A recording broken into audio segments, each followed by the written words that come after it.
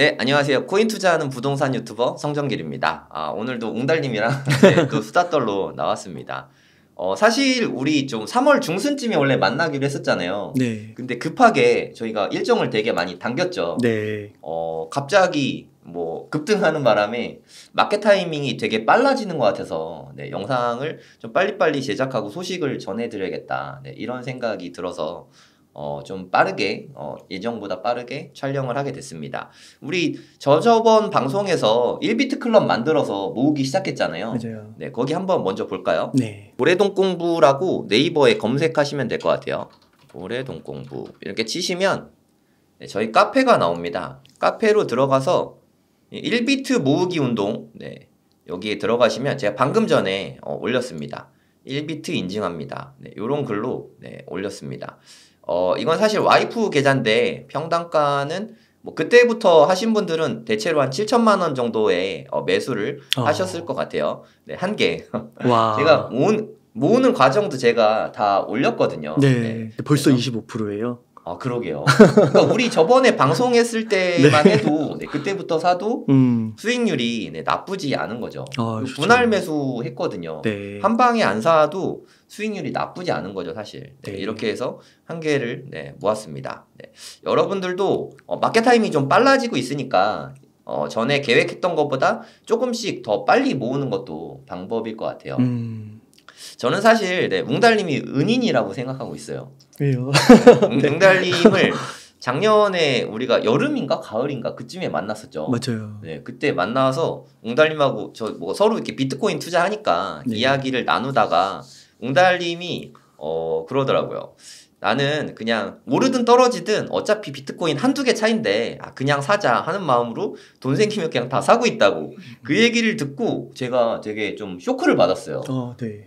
충격을 받아갖고 제가 생각을 했죠. 그때까지만 해도 저는 되게 마켓 타이밍을 재고 있었거든요. 네. 제가 뭐 트레이딩을 하락장에도 계속 꾸준히 해왔거든요. 트레이딩 하는 분들은 타점이라고 하는데 싸게 잡으려고 차트를 계속 들여다봐요. 차트 들여다보면서 크게 떨어질 때 살려고 기다리고 있었는데 이 말을 듣고서 생각이 든 거죠. 네. 비트코인은 얼마에 사느냐가 중요한 게 아니라 얼만큼 사는 게 중요한 거다. 네. 그러니까 수익률이 중요한 게 아니라 수량이 중요하다는 거죠. 네. 그러니까 뭐 예를 들어서 0.1개를 사고 그게 수익률이 200%가 됐다. 네. 거기에 뭐 위안을 많이 받을 수 있겠지만 네. 수익률이 뭐 1, 20%만 돼도 이렇게 한 개 있는 게 훨씬 이득이잖아요. 그렇죠. 수익금이 크니까. 맞아요. 결국 돈을 버는 건 수익률보다는 수익금이지 않습니까? 맞습니다. 얼만큼 모으냐가 되게 중요한 거죠. 그거를 웅달님을 만나고 이게 크게 깨달음이 왔어요. 근데 그건 너무 많이 들으셨을 것 같은데. 진짜 오랫동안 해오셨으니까. 근데 그런 거 있잖아요. 이게 이 세상에 많은 이야기들이 나한테 갑자기 와닿을 때가 있잖아요. 그래요. 웅달님을 만났을 때 갑자기 세게 와서 머리를 때렸어요. 그 말이 임팩트가 되게 강했어요. 웅달님이 워낙에 비트코인 맥시라서 있으면 주변에 다 사게 돼. 네, 저도 그 영향을 받고 이제 내가 좀 집중을 좀 해야겠다 생각하고 집에 와서 와이프한테 이야기를 했어요. 네. 자기야, 내가 비트코인이 오를 거라고 생각하고 진짜 좋게 보고 있는데 나는 떨어지기만 기다리고 있었는데 웅달님 그냥 척척 사더라. 되게 인상적이다. 네. 나도 더 사야겠다. 이렇게 얘기하고 그날 바로 뭐 한 줄 아세요? 뭐 하셨어요? 저 부동산 투자자잖아요. 네. 제가 투자용으로 사놨던 아파트랑 오피스텔을 부동산에 바로 내놨어요. 그날. 진짜요? 네, 그날 그 다음 날, 그 밤에 들어왔으니까 내놨는데 또 작년에 좀 부동산이 좀 반등했잖아요. 네. 다 좀 빨리 팔렸어요. 저 손에 땀이 나기 시작했어요. 네, 조금 싸게 좀 내놨더니 조금 손해보고 팔았어요. 네네네. 조금 손해봤지만 일단 팔고 현금 마련해야 된다 생각해가지고 그 돈으로 작년에 그 돈을 한 2개쯤 더 산 것 같아요. 네, 그리고 와이프도 아까 1비트 인증한 거 샀고 여기 보이시죠? 1비트 한 개 와이프도 사고. 근데 이렇게 사고 나니까 너무 든든한 거 있죠. 그래요? 어쨌든 좀 수익 보고 있잖아요. 네. 이 수익은 웅달님 덕에 얻은 아닙니다. 수익이라고. 이거 진짜 결정하기 진짜 쉽지 않으셨을 텐데. 그러니까요. 네. 부동산 투자자가 집 팔아서 비트코인 사는 게 진짜 엄청나게 적극적인 행동이잖아요. 그만큼 저도 비트코인을 좋게 보기도 했지만 웅달님하고 이야기를 하면서 나름의 확신이 생긴 것 같아요. 아, 그러세요. 네. 아니 근데 그러면 저 궁금한 게 네. 그 전에는 이제 싸게 사시는 거, 네. 싸게 사는 것도 당연히 중요한 네, 거고, 그다음에 차트를 많이 들여다보시면서 네, 네. 타점을 담당하셨잖아요. 네, 네. 근데 그 방법으로도 돈을 벌 수는 있잖아요. 아, 그럼요. 근데 그거하고 이렇게 그냥 어떻게 보면 되는 대로 모아가는 전략하고 네, 네. 비교했을 때 네, 네. 이것도 괜찮아요. 되는 대로 사는 것도. 그게 네. 시장에 따라 다르다고 생각해요. 예를 들어서 제가 수량을 많이 못 모았던 이유가 좋은 가격에 많이 샀어요. 저 3천만 원 밑에서 많이 샀었거든요. 한 3개 이상 샀었거든요. 근데 좀 오르면 팔아버리고 하락장에서는 그게 맞을 수 있거든요. 네. 싸게 샀다가 반등 나오면 먹고 팔고 뭐 이렇게 하면서 수익률 짤짤이를 좀 하는 거죠. 떨어질 수도 있으니까. 네, 다시. 네. 하락장에서 오히려 떨어질 때가 더 많으니까 그쵸. 이 전략이 되게 유효하거든요.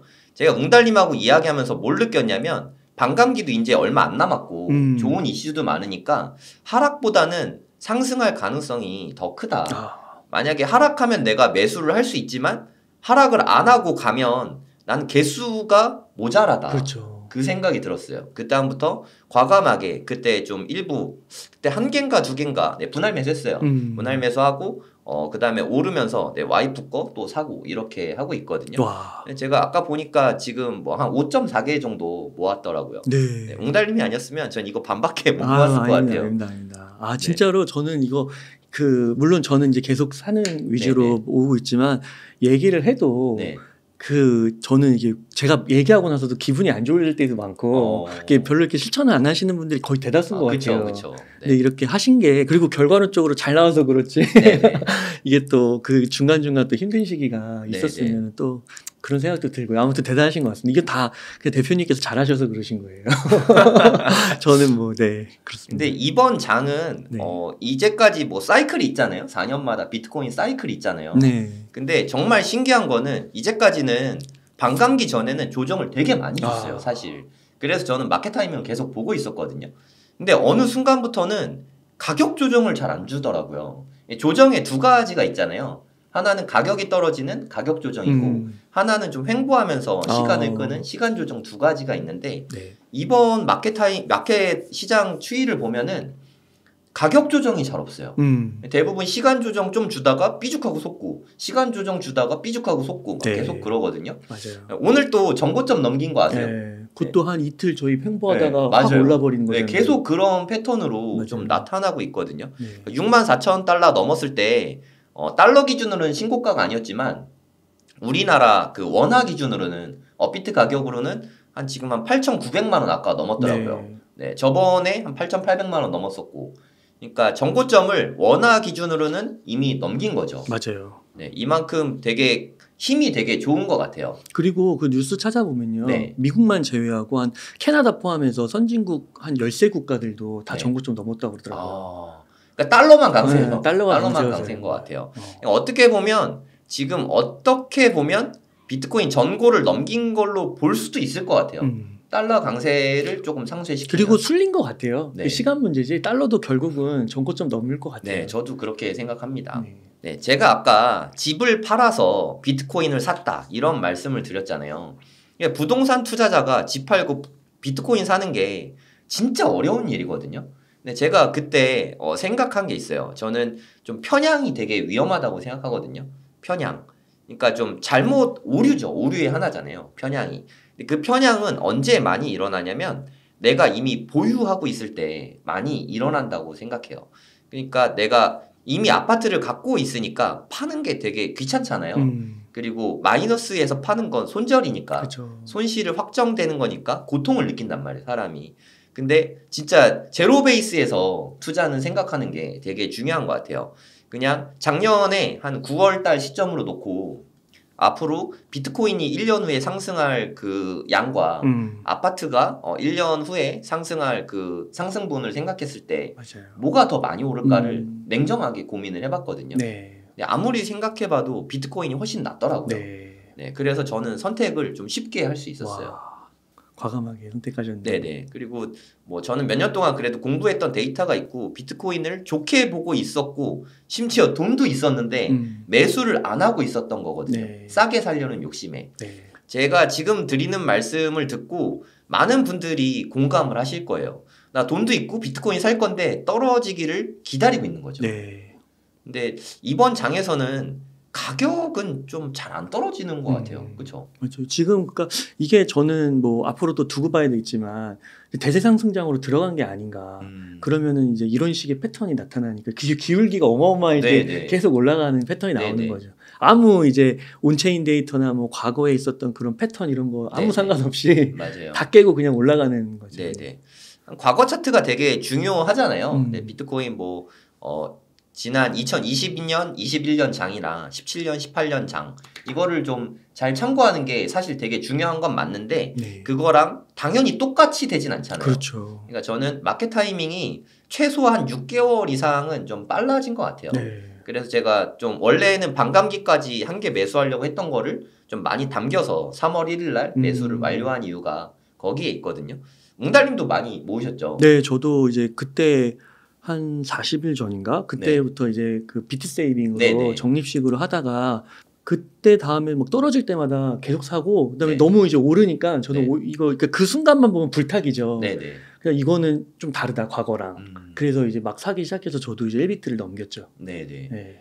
그러니까 시간 조정이 올 때마다 저도 이렇게 불타기를 계속했어요. 네. 원래 100분의 1개씩 사다가 비트코인 0.01개씩 사다가 시간 조정이 올 때마다 뭐 한 0.05개 아니면 0.1개 과감하게 이렇게 샀거든요. 네. 그렇게 해서 뭐 한 달 정도 당겼죠 예정보다. 그래서 이제 한 개를 매수했고 이제부터는 좀 홀딩의 영역으로 들어가려고 생각하고 있습니다. 저는 이미 원하던 양을 다 사긴 했잖아요. 계획했던 거를 다 채웠으니까 나머지 사실 다 사진 않았어요. 그러니까 현금은 좀 갖고 있거든요. 네. 저는 현금 보유가 진짜 중요한 것 그렇죠. 같아요. 앞으로 또 떨어질 수도 있는 그쵸. 거. 그래서 여러분들도 만약에 뭐 되게 큰 돈으로 얘기하면 안 와닿을 수 있으니까 내가 한 5천만 원 정도 있다. 그럼 5천만 원을 한 방에 사는 거는 저는 솔직히 추천하기는 좀 되게 힘든 것 같아요. 이렇게 비트가 잘 가다가도 어느 순간 갑자기 큰 맞아요. 폭의 하락이 나올 수 있는 거잖아요. 지난번에 현물 ETF 승인됐을 때도 한 20% 빠졌었잖아요. 맞아요. 그 정도 하락은 정말 비트코인한테 정말 그냥 간지러운 정도의 하락인데 맞습니다. 그런 거는 얼마든지 앞으로도 나올 수 있다고 생각해요. 그러니까 현금 보유가 없으면 대응이 안 돼요. 투자는 예측보다는 저는 대응이라고 생각하거든요.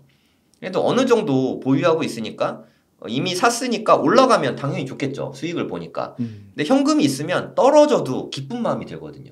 내가 좋아하는 자산이 떨어지면 더 살 수 있으니까. 맞아요. 그래서 현금 보유를 일정 부분 하는 게 좋다고 생각합니다. 맞습니다. 네, 5천만 원 있으면 한 3천만 원 정도는 매수하고 2천만 원은 현금으로 좀 준비하고 있어도 될 것 같아요. 그러다 안 떨어지면 어떡하냐? 안 떨어져도 2천만 원 현금 갖고 있다고 뭐 없어지는 거 아니잖아요. 그러니까 뭐 풀시드로 다 들어가서 바닥에 사서 꼭지까지 먹으려는 그 욕심은 버려야 된다고 생각해요. 대부분 그 욕심 때문에 돈을 오히려 잃게 되거든요. 맞아요. 일단 마음이 너무 불편하잖아요. 맞아요. 못 견디죠. 하락 많이 네네. 오면은 못 견디고 팔아야 되니까. 맞아요. 손절하니까. 그러니까 수익률을 크게 올리려면 저는 현금 보유는 오히려 필수라고 생각해요. 맘 편히 기다릴 수 있거든요. 네. 그러니까 100%, 200%, 300% 올라도 내가 현금을 갖고 있으면 불안하지가 않거든요. 네. 큰 폭으로 떨어지면 더 사면 되지 하는 마음으로 기다릴 수 있거든요.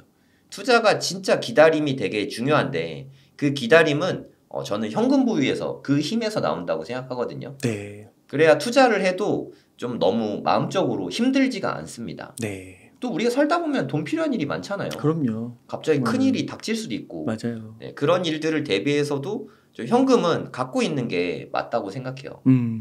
맞습니다. 저는 마켓 타이밍 관련해서 이 말씀을 좀 드리고 싶어요. 네, 얼마 전에 좀 서거하신 찰리 먼거랑 워렌 버핏이 두 분이 같이 투자한 게 한 60년 같이 투자했잖아요.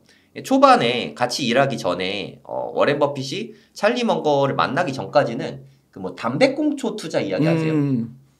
네, 그러니까 적당한 기업을 엄청나게 싼 값에 줍는 거죠. 네. 워렌 버핏이 그런 거 되게 좋아하잖아요. 맞아요. 버크셔 해서웨이도 사실 그 섬유 회사, 네, 맞아요. 네, 섬유 공장 같은 네, 그런 거였는데 그거를 거의 담배꽁초 가격에 아주 싸게 인수를 한 거였죠.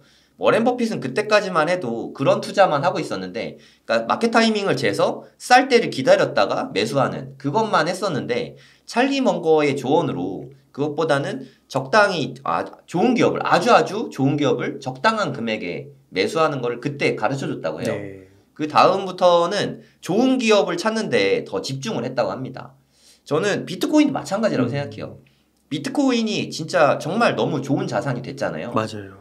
저는 그 기점이 현물 ETF라고 개인적으로 생각하거든요. 맞습니다. 원래 좋게 보긴 했지만 현물 ETF가 나오고 나서는 이제 최소한 쓰레기가 될 가능성은 없는 거 아닌가. 그러니까 이렇게 앞당겨진 것도 그것 네. 때문인 것 같아요. 네, 맞아요. 저도 그렇게 보고 있고, 그래서 좀 가장 큰 리스크가 제거가 된 거죠. 네. 네, 빵원이 되는 그 무시무시한 튤립 버블 이야기는 이제 좀 많이 들어갈 것 같아요. 더 이상은.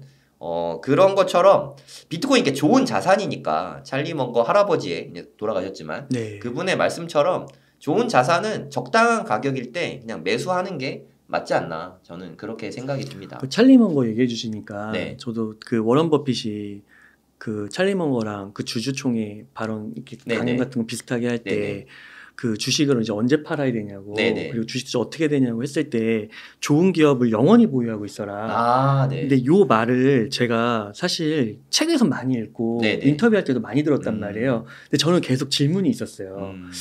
근데 영원히 보유할 만한 기업이 있을까 과연? 맞아. 근데 저는 그게 비트코인이더라고요. 그러니까 가장 비트코인은 가까운 게. 기업이 아니니까. 가장 근접한 자산이. 네. 그러니까 물론 뭐 이제 그 워런 버핏 그분께서는 이제 그 애플을 보셨겠죠. 네네. 뭐 그런 기업들을. 근데 제가 아무리 생각해도 애플도 좀 그렇고 테슬라도 그렇고 물론 다 좋고 한 10년은 가겠지만 네. 영원이라는 거는 참 이게 뭘까? 그러면 네네. 진짜 S&P 500 정도 그게 가장 근접한 거다 이렇게 네네. 과거엔 생각했었는데 네네.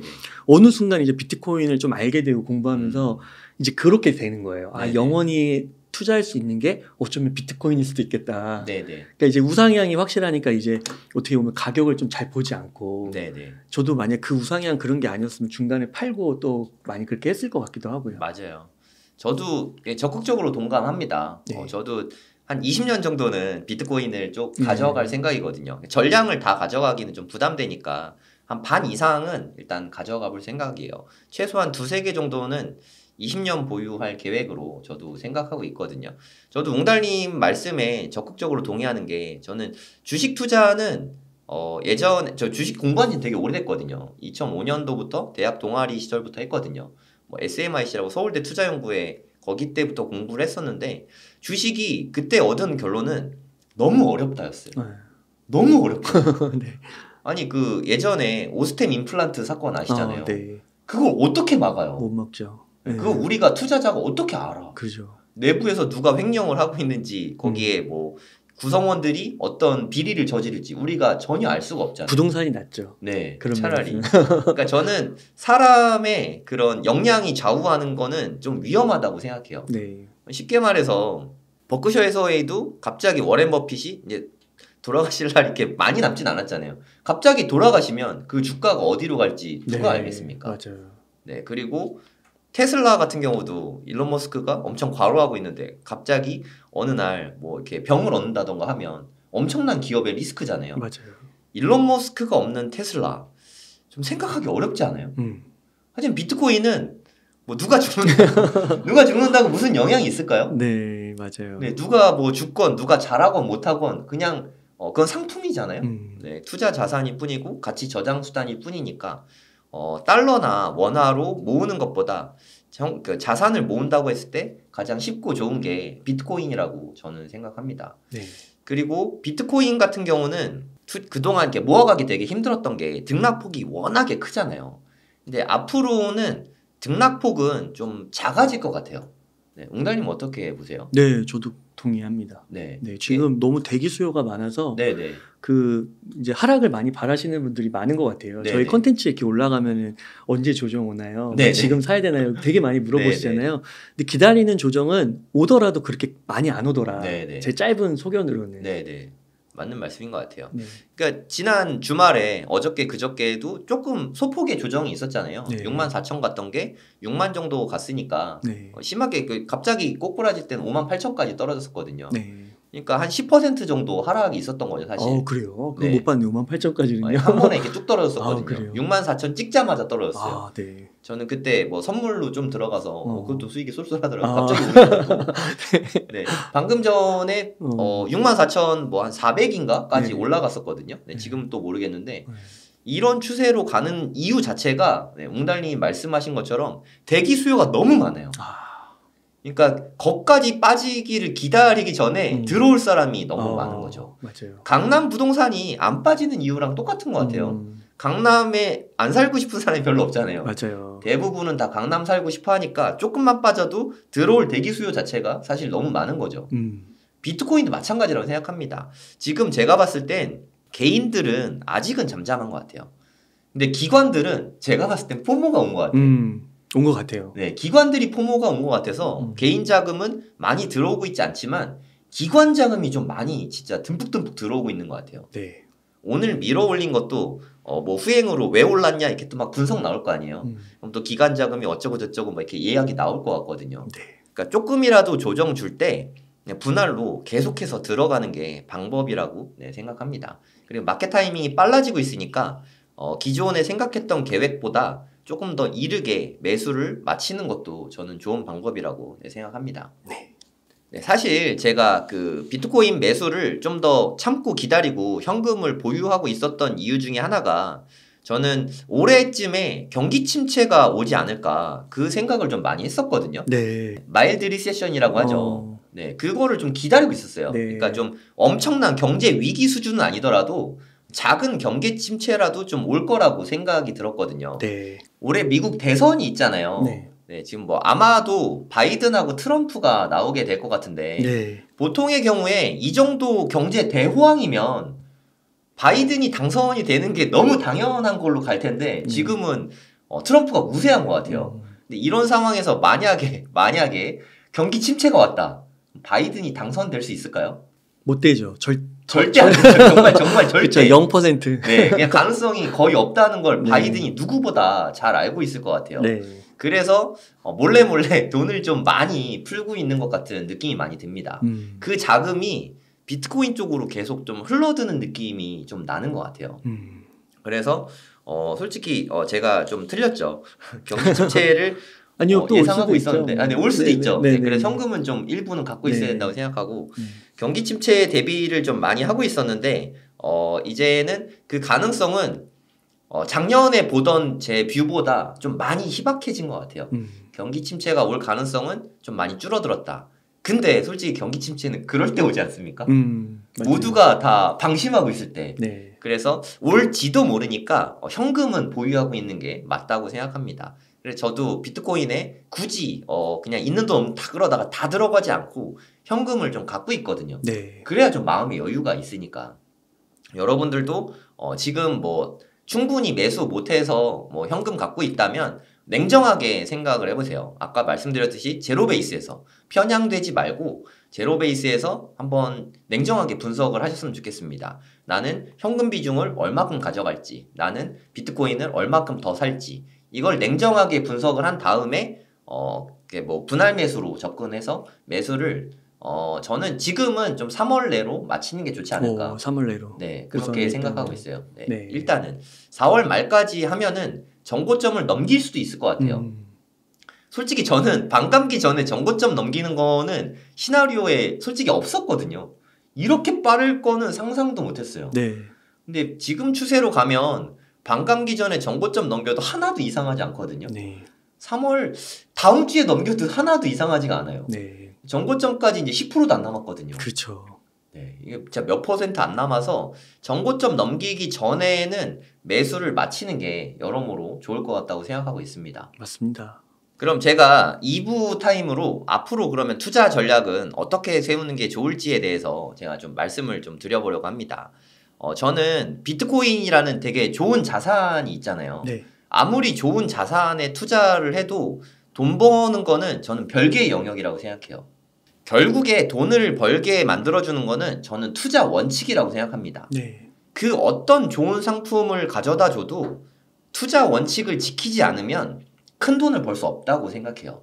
이 투자 원칙은 지금부터 미리미리 좀 만드셔야 된다고 생각합니다. 일단은 시드 배분을 먼저 좀 생각해 봐야 된다고 생각해요. 네. 제가 생각했을 때 내 전체 자산에서 한 5%에서 10%이 정도만 코인에 투자하는 게 맞다고 생각하거든요. 내 전 재산을 코인에 몰빵하면 그거 너무 무섭잖아요. 네, 맞아요. 마음 편한 투자가 안 되고 아까 말씀드렸듯이 편향이 일어나게 되거든요. 마음이 조급해지면 악수를 둘 수 있거든요. 그래서 제가 생각하기에는 내가 가진 자산의 5%에서 10% 정도만 비트코인에 투자하는 게 좀 안전하다고 생각합니다. 네. 내가 비트코인을 정말 좋게 본다 해도 30%는 넘기지 않는 게 맞다고 생각해요. 그리고 내가 만약에 초보자다 하면 다른 코인들 굳이 이렇게 볼 필요 없거든요. 비트코인 이외에 다른 코인을 알트코인이라고 하잖아요. 알트코인은 솔직히 투자를 안 하는 게 돈 잃지 않는 지름길이라고 생각합니다. 네. 굳이 투자 안 해도 될 것 같아요. 아니 비트코인만 해도 이렇게 잘 오르는데 굳이 알트코인을 투자하지 않아도 된다고 저는 생각합니다. 근데 비트코인에 투자를 했는데 뭐 물릴 수 있잖아요. 고점에 잘못 사서 크게 빠질 수 있잖아요. 하지만 그럴 때도 한 4년, 5년 더 가져가지 뭐 하면 다 구출된다고 생각합니다. 그쵸. 네, 비트만 되는 거 같아요. 네네, 거의. 비트코인만 된다고 생각해요. 그러니까 지난 장에서 아마 8천만 원 넘는 거에 물린 분 있을 거예요. 네. 8,200만 원까지 갔었으니까. 네. 그러니까 지난 장에서 2021년에 8천만 원에 비트코인 샀다고 해도 지금 뭐 3년 지났죠. 3년도 안 됐는데 벌써 정고점 훨씬 넘었잖아요. 네. 오히려 10% 수익권일 거예요. 그런 맞아요. 분들도. 네. 그러니까 비트코인은 홀드하고 있으면, 갖고 있으면 언젠가는 구출 때가 온다. 네. 이런 아주 좋은 자산이라고 생각해요.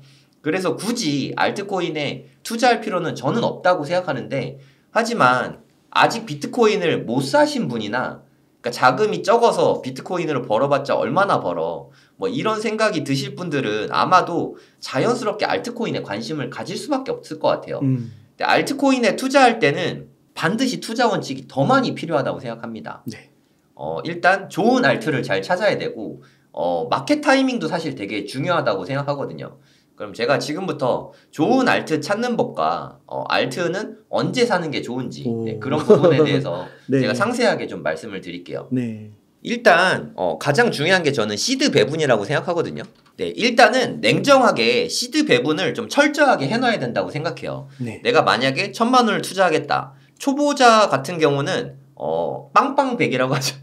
알트빵, 이더리움빵, 비트코인 100% 이게 가장 좋다고 생각해요. 완전 초보. 네, 완전 초보시고 그리고 이게 수익률도 괜찮아요. 상당히 네. 좋거든요. 맞아요. 네, 아주 좋다고 생각하니까 비트코인 100 사실 빵빵 100은 재개발 재건축에 쓰는 말인데 빵빵 100으로 투자하는 게 저는 가장 좋다고 재건축의 생각합니다. 빵빵백이 뭐예요? 그러니까 입주권이 있을 때 처음에 계약금 빵원, 중도금 빵원, 입주할 때 추가 분담금 다 내는 거예요. 보통 전세 놓고 나면 되니까. 네, 빵빵백이라고 하는데. 그런 게 있어요. 네네. 근데 뭐 거기서 나온 말인데 네, 빵빵백을 네. 여기에 쓰시면 참 좋을 것 같고요. 그래도 뭔가 좀 아쉽다. 비트코인에 지금 많이 올라서 사기가 겁난다. 그런 분들 분명히 계실 있죠. 거거든요. 많죠. 네네. 네. 그런 경우에는 비트코인 90%, 네. 이더리움 10%, 네. 이 정도를 권해드립니다. 네. 네, 안정적이죠. 하지만 요렇게만 해도 저는 수익이 충분하다고 생각해요. 네. 그리고 이더리움은 내년에는 다 파는 거를 저는 추천하고 비트코인은 좀 오래오래 가져가고 저는 그게 가장 좋은 전략이라고 생각하고요. 하지만 나는 좀 공격적인 투자자다. 그리고 나는 지난 시즌에 코인 공부를 이미 좀 했다. 경험자, 유경험자의 네. 경우죠. 그런 경우에는 비트코인의 80%, 네, 이더리움의 10%, 그리고 기타 다른 알트의 10%, 요 정도를 투자하시는 거를 저는 권해드립니다. 사실 요 정도만 해도 저는 충분하다고 생각하거든요. 네. 그럼 이렇게 했을 때 장점이 뭐냐면 제가 코인 강의를 하다 보니까 많은 분들의 그 포트폴리오를 봤거든요. 대부분은 비트코인은 거의 없고 알트 종류가 엄청 많아요. 주식 계좌도 이렇게 종목 엄청 많듯이 네. 이게 코인 계좌를 보면은 별의별 알트가 다 있어요. 이름 네. 예쁜 거 위주로. 예, 그렇게 해서 뭐 20종목, 30종목 막 이렇게 투자를 하거든요. 1,000만 원을 투자해도 30종목을 투자하면은 한 30만 원씩 들어가는 거잖아요. 네. 수익률도 되게 다양해요. 네. 어떤 거는 뭐 플러스 20%, 30%, 많이 오른 건 100%도 있고 많이 빠진 거는 마이너스 뭐 한 50%, 60%. 그리고 하락장에는 마이너스 95% 막 이런 것도 흔하거든요. 네. 그게 이 투자 원칙이 없어서 그렇다고 생각하거든요. 만약에 냉정하게 1,000만 원 투자하는데 이렇게 80, 10, 10 이렇게 투자한다고 치면 800만 원, 100만 원, 100만 원 이렇게 투자하게 되잖아요. 알트코인을 100만 원으로 이렇게 한정을 하면 알트코인을 좀 검증을 많이 하게 돼요. 저는 이게 진짜 중요하다고 생각합니다. 그냥 아무 생각 없이 하면 모 유튜버가 뭐 좋대더라면 그거 조금 사고 모 유튜버가 이거 좋대더라면 또 사고 주식도 약간 그렇잖아요. 네네. 예, 그러면서 백화점이 되다 맞아요. 보니까 이게 올라도 돈을 번지 모르겠고 떨어지면 마음이 심란하고 현금 비중도 하나도 없으니까 떨어진다고 뭐 더 살 수도 없고 그쵸. 이런 식으로 많이 운용을 하거든요.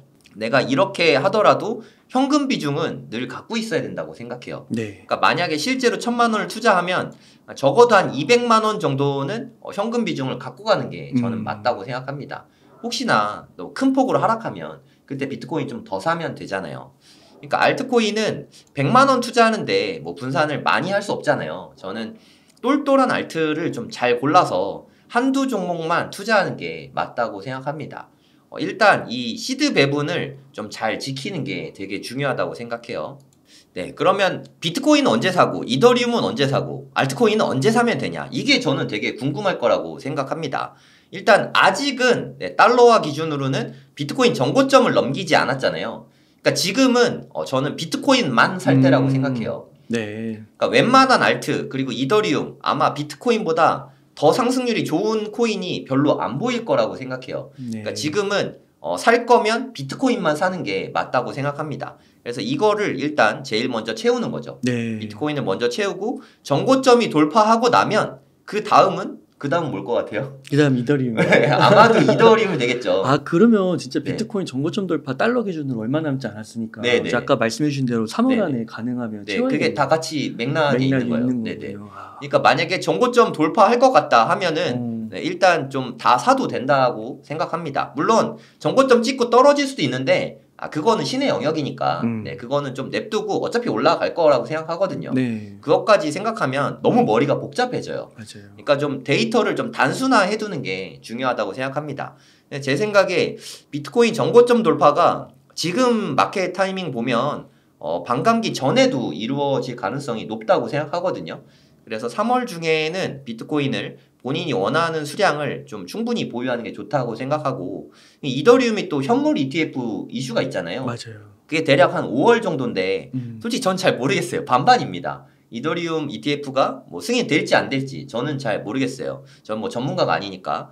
근데 만약에 뭐 현물 ETF가 승인되면 이렇게 한다, 승인 안 되면 이렇게 한다, 그거는 너무 어려워요 사실. 비트코인 ETF도 현물 ETF도 승인 나고 이렇게 떨어질지 아무도 몰랐잖아요. 네. 네, 그거는 그냥 되면 되나 보다 하고 안 되면 안 되나 보다 해도 될 것 같아요.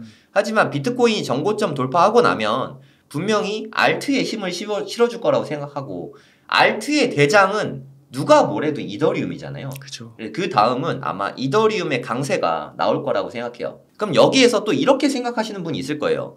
그럼 비트코인 정고점 돌파하고 좀 자발트들이 더 많이 오르지 않냐, 걔네들을 사는 게 낫지 않냐, 이런 생각을 하실 텐데, 자발트는요 수백만 개가 있습니다. 업비트에만 해도 뭐 몇백 개가 있거든요. 네. 그것 중에 뭐가 이더리움보다 더 잘 갈지 우리가 찾을 수 있나요? 그거는 주식 투자가 어려운 이유가 저는 종목 선정이 진짜 어렵다고 생각하거든요.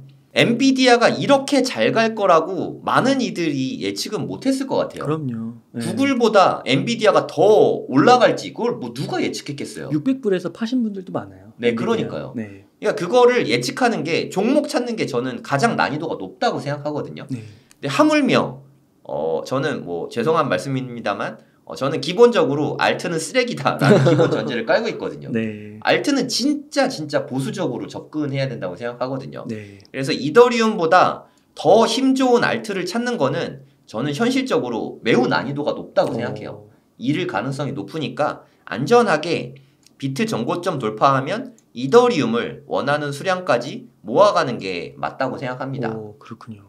그리고 이더리움도 정고점을 돌파했다. 그러면 그때부터 이제 한 100만 원 정도 있잖아요. 네. 이걸로 알트코인들을, 똘똘한 알트를 찾아서 거기에 좀 집중 투자하는 게 맞다고 생각해요.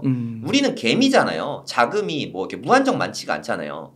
물론 뭐 펀드 매니저나 이런 분들은 뭐 수조 원씩 굴리니까 분산을 안 할 수가 없어요. 그런 분들 같은 경우는. 그쵸. 근데 우리 알트코인 100만 원 투자하는데 뭐 분산까지 합니까? 맞아요. 10종목 10만 원씩 투자해서 언제 더 뭡니까? 솔직히. 맞아요.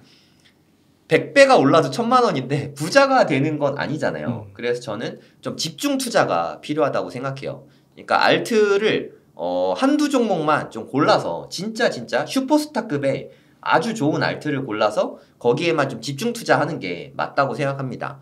그러면 또 이런 생각하시는 분 있을 거예요. 비트코인이 전고점 돌파하면 그럼 팔아야 되냐? 팔아야 됩니까, 옹달님? 안 팔죠. 네, 전고점 돌파하면 그때부터 시작인데 맞아요. 이걸 판다고요? 네. 네이버에다가 트레이딩 뷰라고 치면 네, 트레이딩 뷰라는 사이트가 있거든요. 네, 이건 무료입니다. 네, 저도 무료로 쓰고 있어요. 유료 버전도 있는데 무료만 써도 충분하다고 생각합니다. 여기서 프로덕트를 누릅니다. 그리고 슈퍼차트를 클릭하면 네, 요런 화면이 나오게 됩니다. 로그인 굳이 안 하셔도 됩니다. 그럼 여기를 클릭하시고 비트코인이 BTC잖아요. 티커가 BTC, USDT 이렇게 치고서 가장 큰 거래소가 바이낸스니까 바이낸스를 이렇게 클릭을 합니다. 그럼 이렇게 나오거든요. 여기에서 지난 과거 차트를 다 볼 수가 있어요. 야, 되게 깔끔하네요. 네, 다 익었어요. 보통. 네. 네, 여기 보시면 전고점 돌파 이후에 추세를 볼 수가 있습니다. 2018년도쯤에 17년 말이죠. 네, 2017년 12월쯤에 전고점이 여기쯤이었어요. 여기에서 그 다음에 2021년에 이 추이를 한번 보십시오. 전고점이 돌파하면 그 다음부터 비트가 날아가는 거거든요. 네. 근데 전고점 돌파했으니까 파나요? 라는 말씀하시는 거는 안 되죠. 네, 그래서 그 전에 매수하시라는 게 가격에 신경 쓰지 말고 가격 보고 사면 매수 타이밍을 안 주잖아요. 원래 개미 태우고 가는 거 싫어하잖아요. 그래서 올라가더라도 일단은 매집하는 게 맞다고 생각해요. 맞아요. 우리도 여기에서 기관하고 같이 타는 거죠. 예를 들어서 그 다음에 이 상승을 즐기는 거죠. 절대 팔면 안 된다고 생각합니다. 맞아요. 그러면 여기에서 파냐 그거를 알 수가 있습니까? 고점을 모르죠. 고점이 이거는 뒤에서 보니까 아는 거지 우리가 알 수가 없잖아요. 그렇죠. 그래서 저는 비트코인은 너무너무 좋은 자산이니까 이거는 그냥 쭉 모아가는 게 맞다고 생각하는 겁니다. 그래서 비트코인은 팔지 않고 저는 진짜 한 2029년까지는 안 팔았으면 좋겠어요. 그래봤자 한 6년밖에 안 남았잖아요. 네. 우리 6년 진짜 금방이지 않습니까? 네. 6년 최소한 한 6년은 보유했으면 좋겠습니다. 6년 후에는 저는 진짜 못해도 5억 이상은 될 거라고 생각하거든요. 네. 네, 개인적으로는 한 10억 정도는 갈 것 같은데 네. 뭐 너무 희망회로일 수 있으니까 5억 이상은 갈 거라고 생각하거든요. 네. 근데 지금 1억에 산다고 해도 5억이면 한 6년 만에 한 500% 수익이잖아요. 그 정도면 괜찮지 않습니까? 너무 좋죠. 네, 이 정도면 저는 충분히 수익이 크다고 생각하니까 적어도 5년은 가져가셨으면 좋겠습니다. 그러면은 네. 좀 복수로 많이 갖고 계신 분들도 네. 안 팔아요. 그러니까 급한 돈 없으면 안 팔아도 되는데 근데 만약에 2개, 3개 갖고 있다. 그러면 1개 정도는 이게 또 하락하니까 이런 건 또 이렇게 좀 기분이 안 좋을 수 있잖아요. 네. 그런 분들 같은 경우는 요 부근에서 근데 꼭지를 잡아서 한 방에 이거는 좀 그쵸. 불가능하지 않습니까? 분할로. 우리가 알 수가 없으니까 네, 분할로 저는 뭐 100분할 정도 추천하거든요. 아, 100일 동안. 네네. 네. 100일 동안 이렇게 분할 매도하면 되니까 네. 이게 뭐 추세를 봐야 되는데 지금 생각으로는 내년 한 3월에서 6월 저는 그 정도 계획하고 있거든요. 근데 마켓 타이밍이 워낙 빨라져가지고 그것도 조금 당겨질 수도 있을 것 같아요. 맞아요. 네, 그러면 뭐 예를 들어 제가 뭐 5개를 샀다. 그럼 전 한두 개 정도는 이때 좀 일부 매도할 수 있을 것 같아요. 그 돈으로 뭐 하냐? 네, 서울 부동산 사야지. 야. 네, 내 집 마련도 하고 네. 네, 좋은 부동산 사고 네. 하면은 또 뭐 자아 실현도 되니까. 맞아요. 그럼 또 한두 개 남겨둔 거는 우리 뭐 한 20년 가져가서 노후 자금으로 쓰고 이러면 뭐 거의 꽃놀이패가 되지 않을까 싶거든요. 어제 KB 부동산 네네. 보고서 나왔더라고요. 뭐에 대해서요? 부동산. 그 서울 부동산도 나오고 아, 네네. 재개발, 재건축 다 네네. 정리해서 나오더라고요. 오. 한남동, 강남, 뭐 너무 좋네요. 위례 뭐 그런 거 네네. 다 정리해서 다 나왔어요. 우리 다음엔 그것도 한번 같이 분석해보죠. 네, 재미삼아서. 아마 올해까지는 하향 네. 안정화라고 나오더라고요. 그 내년에 딱 자리 잡을 수 있을 것 같아요. 네, 그러니까 네. 부동산도 저는 마찬가지라고 생각해요. 우리가 저점이 어딘지 알 수가 없잖아요. 네. 지금 좀 침체장인데 어디까지 빠질지 알 수 없으니까 만약에 요럴 때 비트코인에 잘 투자했고 복수개, 그러니까 2개 이상 사서 뭐 한두 개쯤 매도하려고 생각하고 있다면 일부는 반 이상은 가져가고 나머지 일부 판다면 팔고 나서 현금 가지고 있으면 또 괜히 알트 사고 싶을 수 있거든요. 아니면 뭐 이상한 주식 살 수도 있고 잘 아꼈다가 차라리 서울부동산에 좀 묻어두는 게 그죠. 여러모로 저는 좋은 자산 배분이라고 생각하거든요. 지난 시간에 말씀해 주셨던 에셋 파킹. 네, 에셋 파킹. 그러니까 솔직히 비트코인은 등락이 커서 나 그냥 사놓고 안 볼 거야 해도 다 보게 돼 있거든요. 그죠. 내 돈이 억 단위로 들어가 있으면 힘들어요. 안 볼 수가 없거든요. 맞아요. 네, 그래도 뭐 일부를 좀 덜어내서 뭐 서울 부동산에 담아두고 있으면 마음 편하게 계속 투자를 오래오래 할 수 있으니까 가장 좋다고 생각합니다. 저는 이더리움은 4년 가져가는 거를 추천하진 않습니다. 비트코인은 다 가져가거나 반 정도는 쭉 가져가면 좋겠고 이더리움은 내년 상반기 중에는 그냥 다 수익 실현하고 다 팔아버린 게 맞다고 생각해요. 왜냐하면 정고점은 뭐 넘길 수 있긴 하겠지만 이더리움은 저는 확신이 없어가지고 이거 개인이 판단할 문제긴 한데 이더리움은 내년 상반기 중에 좀 다 팔아도 된다고 생각합니다. 어찌됐든 이더리움의 마켓 타이밍은 비트코인은 정고점을 넘었는데 이더리움은 정고점 넘기기 전까지 우리나라 가격으로 대략 한 500만 원 선? 그때까지는 이더리움을 좀 모아가도 되는 시기라고 생각합니다. 다시 한번 좀 정리를 해드리면 비트코인이 정고점이 돌파하기 전까지는 비트코인 위주로 사고 비트코인 정고점 돌파 이후부터 이더리움 정고점 돌파 전까지는 이더리움 위주로 매수를 하면 됩니다. 그리고 나서 이제 또 아쉬울 수 있잖아요. 아쉬우면은 진짜 똘똘한 알트를 좀 일부 사도 좋다 이런 말씀을 드렸잖아요. 그 다음에 이제 알트코인에 좀 투자를 하는데 제 개인적인 생각으로는 우리가 뭐 예를 들어 한 달에 200만 원씩 저축을 한다. 그러면 한 50만 원 정도만, 그러니까 일부만 알트코인을 사는데 쓰는 게 좋은 것 같아요. 안 그러면 기존에 가진 돈으로 알트를 투자하면은 너무 많이 사게 되니까 알트코인의 투자는 진짜 조금만 하면 좋은 것 같아요. 제가 아까 알트는 다 스캠이다, 알트는 다 쓰레기다 이런 말씀을 드렸잖아요. 기본적으로 이 전제를 갖고 가야 된다고 생각합니다. 그렇지 않고 여기에 확신을 가지면 좀 내 자산을 크게 잃을 수 있다고 생각해요. 그래서 알트는 기본적으로 스캠이다, 쓰레기다라는 인지를 갖고 있어야 이때 탈출을 할 수 있거든요. 떨어지기 시작하면은 그냥 리스크 관리 차원에서 그냥 다 팔아버릴 수 있어야 된다고 생각해요. 떨어질 때 더 살 수 있을 정도로 좀 믿음이 있는 알트가 아니면 저는 내년에 다 판다고 생각하는 게 좋을 것 같습니다. 제가 아까도 말씀드렸지만 저는 편향이 되게 위험하다고 생각하거든요. 내가 리플에 많은 돈이 물려있으면 아무래도 리플을 좋게 생각할 수밖에 없거든요. 희망회로를 돌리게 되니까. 그냥 제 생각엔 그냥 리플이 적당한 가격이 왔을 때 뭐 비트코인이나 이런 데로 좀 좋은 자산으로 일부 갈아타는 게 저는 맞다고 생각해요. 저는 무려 집을 팔아서 비트코인 샀습니다. 근데 리플을 팔아서 비트코인 사는 거는 조금 더 수월하지 않을까 저는 그렇게 생각하거든요. 좋은 자산 쪽으로 리밸런싱이라고 하죠. 저는 코인은 더 좋은 쪽으로, 더 잘 달리는 쪽으로 갈아타는 게 맞다고 생각해요. 그래서 알트코인에 투자를 하고 싶다면 이 원칙들을 절대 잊어서는 안 된다고 생각합니다. 일단 시드 배분을 알트는 10%를 넘기면 안 된다고 생각해요. 제 개인적으로는. 본인이 뭐 고수면 알아서 하시면 되는데 초보자분들 같은 경우는 절대 넘기지 않으셨으면 좋겠습니다. 그리고 알트코인은 기존에 내가 가진 모아둔 자산으로 사는 게 아니라 내가 뭐 번 돈, 저축할 돈의 일부를 띄어서 알트, 내가 좋게 보는 알트를 매수하는 게 좋다고 생각해요. 근데 그 알트도 종목을 많이 늘리면 안 됩니다. 뭐 한두 종목에 집중해서 투자하는 게 맞다고 생각해요. 그래서 저는 오래된 알트들에 투자하는 거는 정말 좀 말리고 싶어요. 그럴 거면 차라리 비트코인과 이더리움에 더 투자하는 게 맞다고 생각합니다. 그래서 저는 단순 명료하게 리플이나 솔라나, 에이다, 뭐 기타 등등 좀 전통의 오래된 알트들에 투자할 거면 차라리 비트코인 투자하는 게 훨씬 낫다는 뜻이죠. 그럼 알트는 어떤 걸 사야 되냐? 이게 솔라나를 비롯해서 지난 시장에 알트 좀 슈퍼스타들이 꽤 많았거든요. 디센트럴랜드 마나라는 코인인데 지난 장에서 진짜 미친 듯한 상승을 가져왔죠. 처음 가격이 대략 한 10센트 정도? 한 뭐 100원 정도였는데 와 진짜요?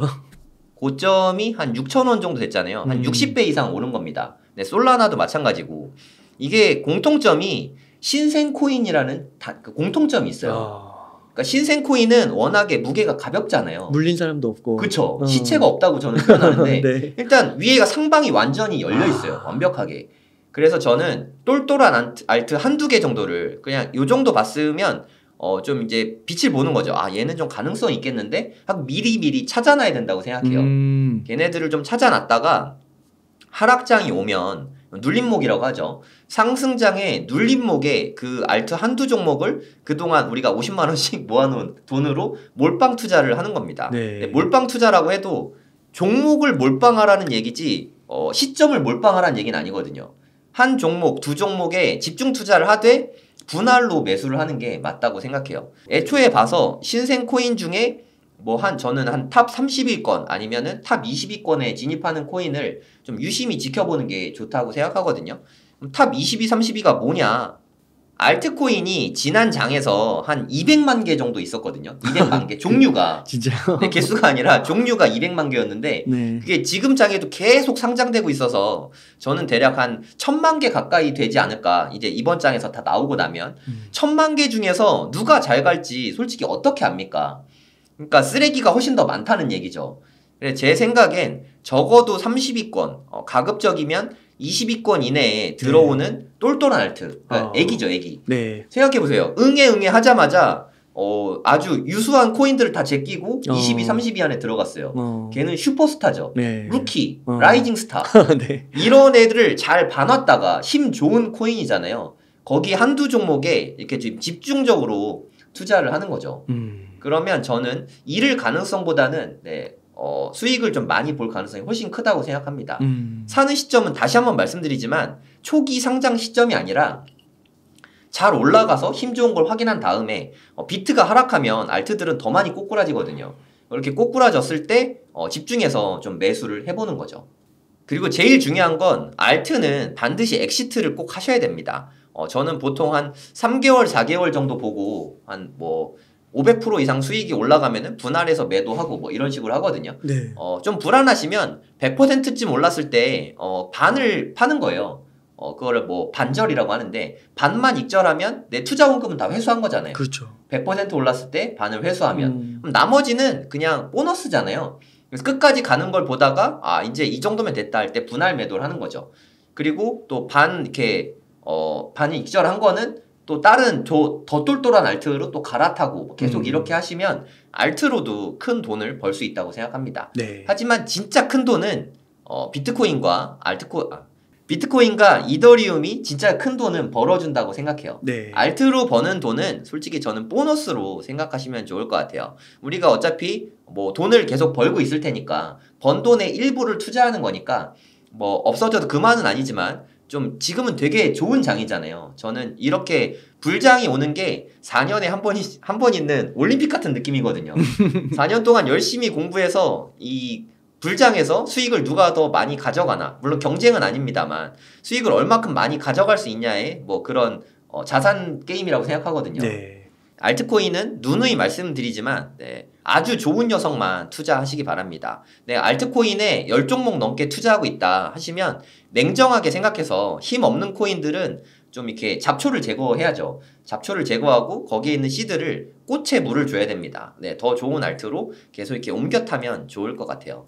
그 성정길 TV 유튜브 네. 채널에서 네. 그 비트코인 모아갈 시점들 네. 3월 안에 이렇게 완료했다. 네네. 그런 거 얘기해 주시고 네. 또 이더리움 이런 것도 그러면 얘기해 주시고 네네. 그러면 이제 알트도 얘기해 주시나요? 그럼요. 저는 다 풀고 있습니다. 네. 저는 라이브를 일주일에 한 5-6번은 하는 것 같아요. 맞아요. 거의 매일 하고 있거든요. 네. 주로 이렇게 밤 시간에 하는데 네. 몇 시에 하냐고 많이들 물어보시는데 좀 정해놓고 하는 건 아니고 제 콘텐츠 준비되면 그냥 바로 시작하거든요. 네. 그 유튜브에 성정길 검색하시면 제 채널이 나오니까 진짜 웅달님 덕분에 제 채널이 무럭무럭 성장하고 있거든요. 아닙니다. 벌써 7만 명이 돌파했는데 네. 정말 이거 유료 강의급의 강의들을 제가 매일매일 풀어드리고 있어요. 네. 와서 보시면 이미 만들어진 영상들만 보셔도 제가 오늘 드린 말씀에 엄청난 디테일들이 붙어 있어서 많이 이미 있으니까 와서 보고 공부하시면 좋을 것 같습니다. 그러니까 저도 느끼는 게 성룡 대표님이 진짜 너무 유료라고 해도 네네. 아깝지 않을 그런 컨텐츠를 풀어주시는데 네. 그렇게 한번 시청자분들이 생각하시면 좋을 것 같아요. 그 정도도 공부 안 하고 네네. 알트에 접근한다? 음. 그러면 빨리 접는 거죠. 네네. 네, 맞아요. 진짜 그 방송을 보시고 진짜 공부해야겠다. 내 시간과 노력을 들일 수 있겠다 하시는 네네. 분들만 아까 또 말씀해 주신 대로 다 들어가는 게 아니라 벌어들이는 소득에서 일부로만 이렇게 네네. 해보시는 게 어떨까. 네네. 그러니까 알트는 진짜 되게 걱정되는 게 맞아요. 제 영상을 사람들이 자기가 본인이 듣고 싶은 부분만 듣잖아요. 드문드문 듣죠. 네. 그래서 알트코인 투자해야 되는구나 이렇게 들으면 제가 너무 속상해요. 네. 저는 비트의 몰빵이 가장 좋다고 말씀드렸고 좀 아쉬우면 이제 다 올라간 다음에 정고점 다 넘긴 다음에 사는 건 좀 부담되잖아요, 사실. 그때는 똘똘한 신생 알트에 좀 아주 일부만 좀 투자를 해보자 이런 말씀이라는 거를 꼭 기억하셨으면 좋겠습니다. 네.